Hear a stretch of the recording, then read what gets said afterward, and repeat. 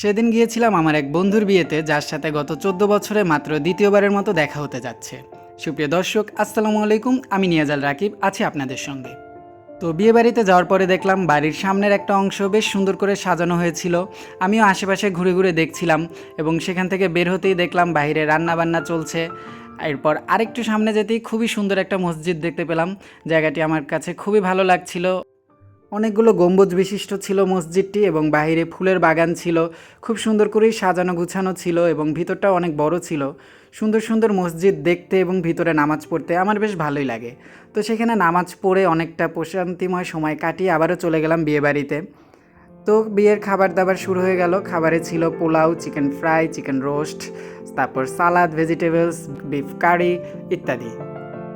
তো খাওয়া দাওয়া চলছিল। এরপরেই বাহিরে তাকিয়ে দেখলাম কনে প্রবেশ করছে। তো খাওয়া দাওয়া শেষে কনেকে দেখতে গেলাম, মাশাআল্লাহ অনেক সুন্দর লাগছিল। এরপর বরও চলে আসে এবং কিছুক্ষণের মধ্যেই বিয়ে শুরু হয়ে যায়।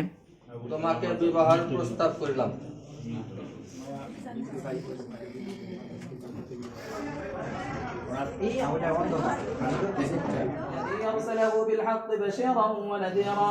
কবুল করলেন? জোরে বলুন। সবাই শুনছেন? আলহামদুলিল্লাহ। আলহামদুলিল্লাহ। আস্তে আস্তে আস্তে আস্তে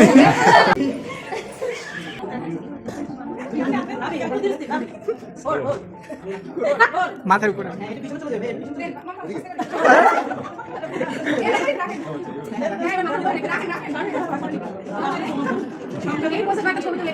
মাশাআল্লাহ। ভাবি, আয়নাতে কি দেখতেছেন? কাকে দেখতেছেন? কি দেখতেছেন বলেন? আমার স্বামীকে। ভাইয়া কি দেখতেছেন আয়নাতে?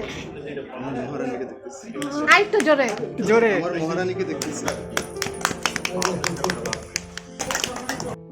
আলহামদুলিল্লাহ, বেশ সুন্দরভাবে বিয়ের সকল কার্যক্রম সম্পন্ন হয়।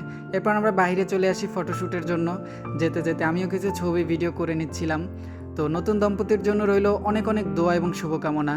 কনে যেন সত্যি মহারানীর মতো যত্নে থাকতে পারে, সাথে রাজাকেও ভালো রাখতে পারে, দুই রাজা রানী মিলে যেন সুখে শান্তিতে বসবাস করতে পারে, এই কামনা জানিয়েই শেষ করছি আজকের ভিডিও। সবাইকে অসংখ্য ধন্যবাদ এতক্ষণ সাথে থাকার জন্য। দেখা হবে পরবর্তী কোনো ভিডিওতে।